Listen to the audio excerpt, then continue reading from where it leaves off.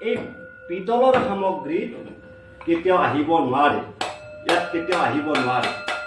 1 number, কাঁহৰ বাচনটোৰ আমাৰ অসমীয়াৰ সমাজ ব্যৱস্থাত একদম অতীজৰে পৰা বৰ্তমানলৈকে কাঁহৰ বাচন বৰ্তনে এক গুৰুত্বপূৰ্ণ ভূমিকা পালন কৰি আহিছে, নহয়নে বাৰু?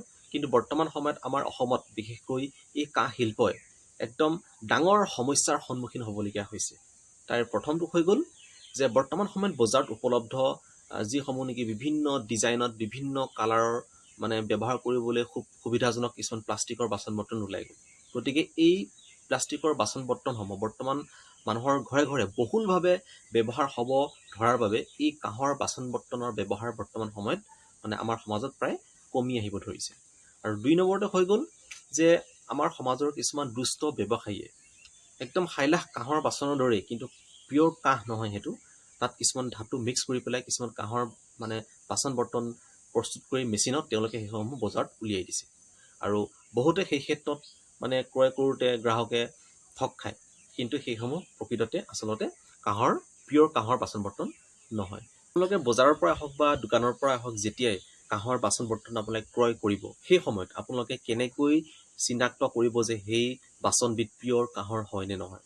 গতিকে এই বিষয়ে আজি আপোনালোকৰ আগত খুব সুন্দৰভাৱে এইখিনি কথা বুজাই দিব এই কাঁহ শিল্পৰ লগত সুদীৰ্ঘ দিন ধৰি জড়িত হৈ থকা শ্ৰদ্ধাৰ মাননীয় শ্ৰীযুত মানৱ ডেকা ডাঙৰীয়াই।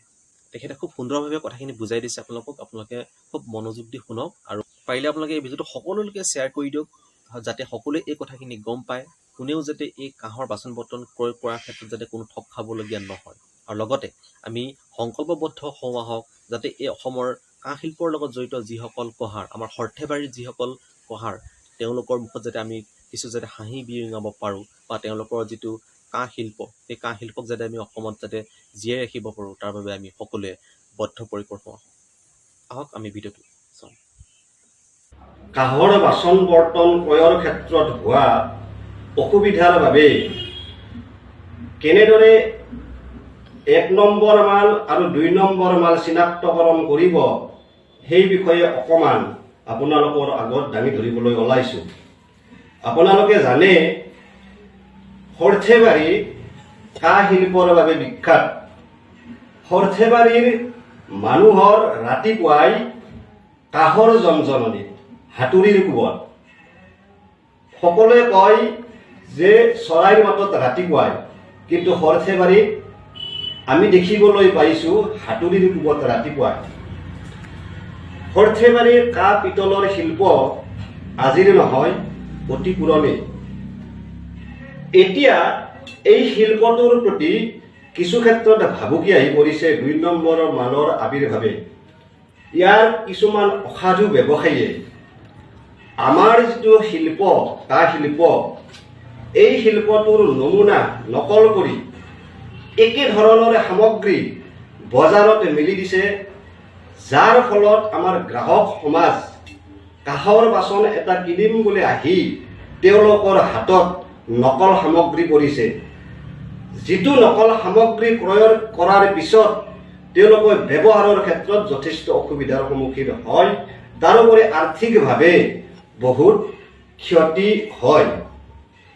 এটা কাঁহৰ বাচন কেনেদৰে আপোনালোকে চিনাক্তকৰণ কৰিব, সেই বিষয়ে অকণমান মই মোৰ সাম্যক জ্ঞানৰ ফালৰ পৰা আপোনালোকৰ আগত অৱগত কৰিবলৈ ওলাইছোঁ। প্ৰথমতেই মই লৈছোঁ আমাৰ এইটো বানবাতি।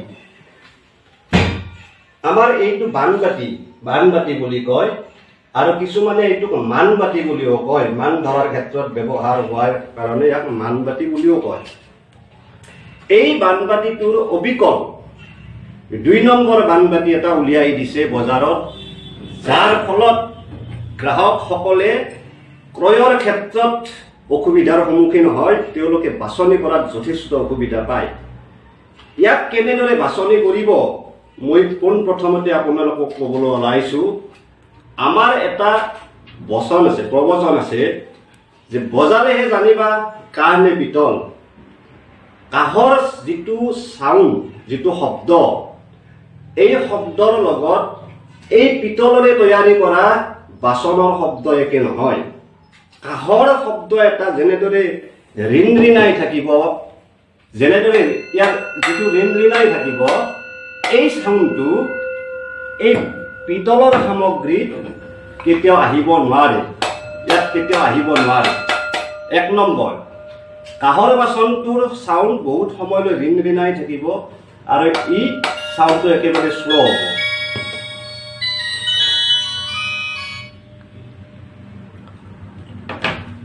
তাৰোপৰি এইটো 2 নম্বৰ বানবাতি, ইয়াৰ কালাৰটো অকণমান ধৰিব পৰা হয়, কাঁহৰ বাচন পিতলৰ বাচন।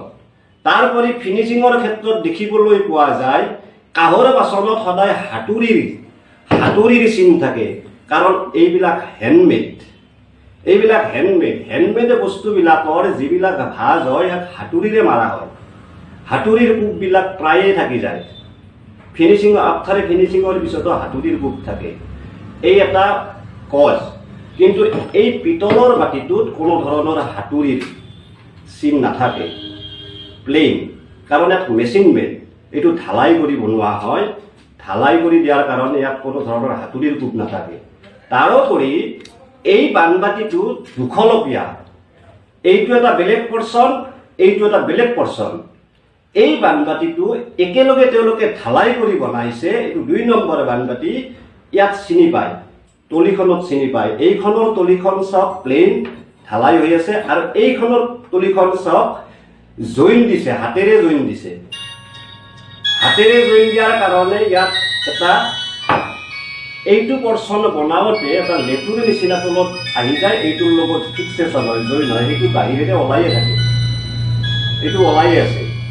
আৰু তাৰোপৰি আমাৰ এই হাতুৰিৰ কোব এইবিলাকতো আছে, এইবিলাকত হাতুৰিৰ কোব আছে। এইটো জইনটো আমাৰ চিনি পায়, এইখিনিত জইনটো আমাৰ চিনি পায়, এইটো জইন আমাৰ চিনি পায়।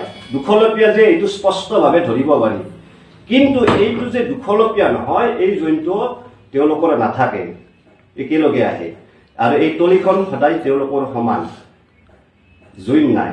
গতিকে বানবাতিৰ ক্ষেত্ৰত আপোনালোকে যদি এই চিম্বলিক কেইটা লক্ষ্য কৰে, তেতিয়াহ'লে আপোনালোকে কিছু হ'লেও এই যিটো প্ৰবঞ্চক আছে, প্ৰবঞ্চকৰ পৰা হাত সাৰিব পাৰিব। ইয়াৰ মূল্যৰ ক্ষেত্ৰতো বহুত পাৰ্থক্য আছে। এই কাঁহৰ বাচনটোত যদি পৰি যায় 700 টকা, এইটোৰ মূল্য হয় 450-500 টকা। তেনেদৰে আপোনালোকক ঠগি আছে, গতিকে অকণমান সাৱধান হওক ক্ৰয়ৰ ক্ষেত্ৰত। 2 নম্বৰতে মই আহিছোঁ এই এখন বঁটা লৈ। অবিকল বঁটা উলিয়াই দিছে, আমাৰ হেণ্ডমেড আৰু ৰেডিমেড অবিকল উলিয়াই দিছে, কোনো ডিফাৰেঞ্চে নাই।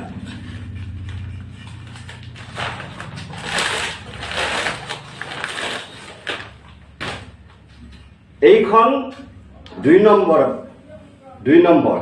ইয়াত যেনেদৰে পিতলৰ গজাল আমাৰ নকল কৰিছে, পিতলৰ গজাল লগাই দিছে, একেদৰে বনাইছে। ইয়াতো সেই চাউণ্ডটো একে ধৰণৰে পাব। ইয়াৰ চাউণ্ডটো সেই ধেমেকা চাউণ্ড, আৰু ইয়াৰ ৰিঙা কাঁহৰ বাচনটোত ৰিঙা চাউণ্ড এটা পাব বজালে। ইয়াত তাৰোপৰি কথা হৈছে কি, আপোনালোকে প্ৰতিটো দিশতে লক্ষ্য ৰাখিব হাতুৰিৰ কোব। ইয়াৰ বেক চাইড সদায় প্লেইন, এইটো মেচিন মেড হয়, মেচিন মেডত তৈয়াৰ, প্লেইন আছে গোটেইখিলা। কিন্তু আমাৰ বাচন হাতেৰে তৈয়াৰ কৰা বাচনত সদায় ইয়াত হাতুৰিৰ কোব থাকিব, প্লেইন হৈ নাথাকে, হাতুৰিৰ কোব থাকিব। এইবিলাক লক্ষ্য কৰক।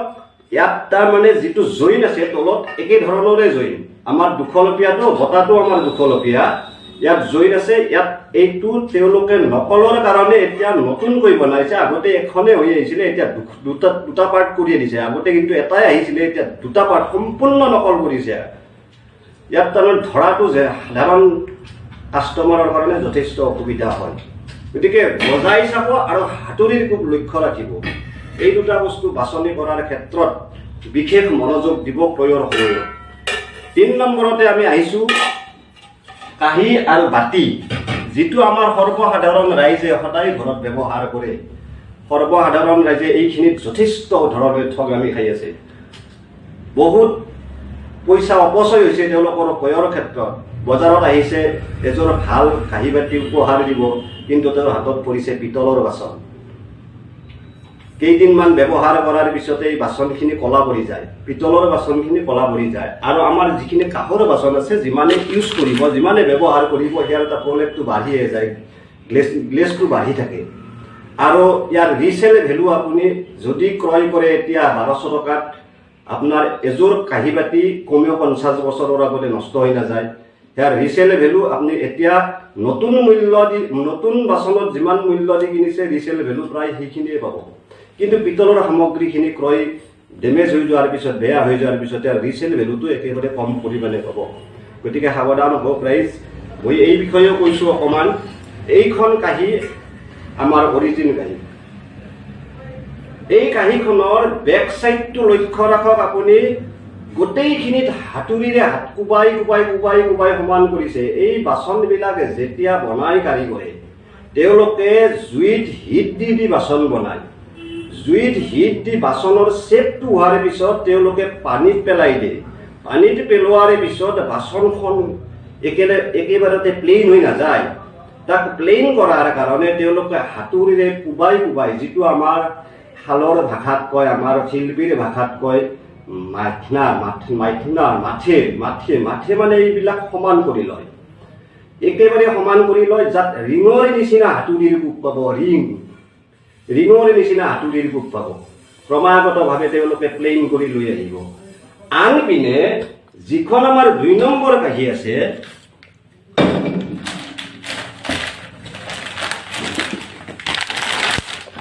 এই 2 নম্বৰ কাঁহীখন মেচিনত অঁকা। এই 2 নম্বৰ কাঁহীখন অট'মেটিকেলি প্লেইন হৈ ওলায়। ইয়াত কোনো ধৰণৰ ভাঁজ নাথাকে, মেচিন মেড বস্তু হয়, কোনো ধৰণৰ ভাঁজ নাথাকে। কিন্তু এটা সময়ত এইটো প্লেইন হৈ আছিলে, তেওঁলোকে এতিয়া 2 নম্বৰী কৰাৰ কাৰণে ইয়াতো কেইটামান হাতুৰিৰ কোব লগাই দিছে। আৰু আপুনি যদি লক্ষ্য কৰে দেখিবলৈ পাব, আমাৰ হাতুৰিৰ কোববিলাক আছে ৰিঙৰ নিচিনা, আৰু ইয়াত 2-এটাকৈ পাতল পাতলকৈ নকলৰ স্বাৰ্থত হাতুৰিৰ কোব লগাই দিছে, যাৰ ফলত গ্ৰাহকে ক্ৰয়ৰ ক্ষেত্ৰত পাজুলত পৰে। সেয়ে আপোনালোকে সাৱধান হওক, লক্ষ্য কৰক আৰু বাচন বজাই চাওক। আৰু হাতুৰিৰ কোবটো মেইন বস্তু আমাৰ, এইটো হাতুৰিৰ কোবটো সদায় লক্ষ্য ৰাখিব। এইটো গ'ল। তাৰপিছতে আহিলে আমাৰ কাঁহী গ'ল, বাতি আহিলে। বাতি, এই বাতি আপোনালোকক কৈছো ন, বজালেই জানিব কাণে পিতল। এইটোৰ যিটো চাউণ্ড থাকিব, এইটোৰ যিটো চাউণ্ড, এই যিটো ৰিং ৰিঙা বহুত টাইম চাউণ্ড থাকিব, এই বাতিটোত কিন্তু সেই চাউণ্ডটো নাথাকে, এই ৰিং ৰিঙা চাউণ্ডটো নাথাকে। ইয়াৰ এই ৰিং ৰিঙা চাউণ্ডটো নাথাকে, এইটো নকল ৰিং ৰিঙা চাউণ্ডটো নাথাকে, ধেপাই উঠিব এই চাউণ্ডটো, ৰিং ৰিঙাই নাথাকে। কিন্তু কাঁহৰ বাচনৰ সদায় বহুত টাইমলৈ ৰিং ৰিঙাই থাকিব, ইয়াত কাণত লাগে আৰু চাউণ্ডটো বহুত টাইম ৰিং ৰিঙাই থাকিব,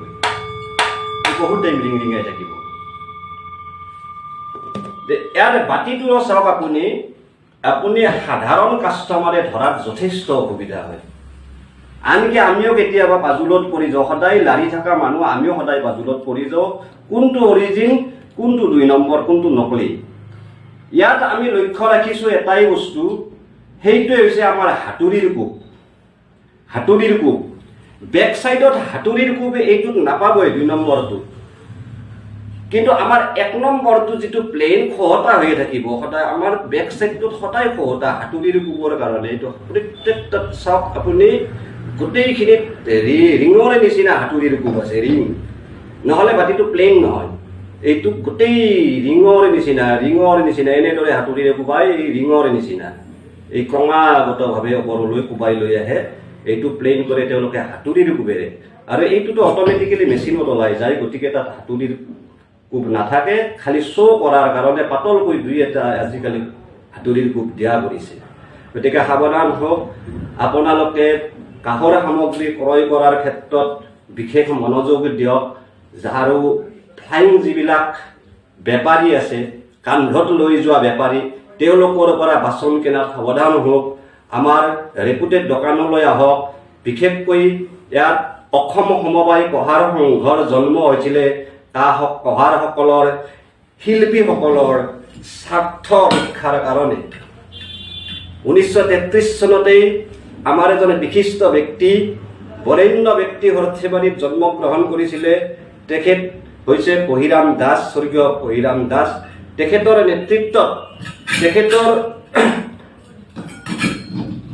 নেতৃত্বত আমাৰ শোষিত আৰু যিলোকে বঞ্চিত কঁহাৰসকলৰ সুৰক্ষাৰ বাবে, শিল্পটো ৰক্ষাৰ বাবে অসম সমবায় কঁহাৰ সংঘৰ জন্ম দিছিলে। অসম সমবায় কঁহাৰ সংঘই শিল্পটো জীয়াই ৰখাৰ ক্ষেত্ৰত অহৰহভাৱে কাম কৰি আছে, চৰকাৰৰ লগত অহৰহ যোগাযোগ ৰাখি আছে। আপোনালোকে বস্তু ক্ৰয় কৰাৰ ক্ষেত্ৰত অসম সমবায় কঁহাৰ সংঘৰ বিভিন্ন স্থানত থকা ব্ৰাঞ্চসমূহলৈ আহক আৰু প্ৰকৃত কাঁহৰ বাচন ক্ৰয় কৰক। তাত আপোনালোকে কোনোদিন ঠগ নাখায়। বেছি মই নকওঁ, পৰৱৰ্তী পৰ্যায়ত আপোনালোকৰ এই বিষয়ে আৰু অৱগত কৰিবলৈ আহিম। আপোনালোকে উপকৃত হওক। ধন্যবাদ।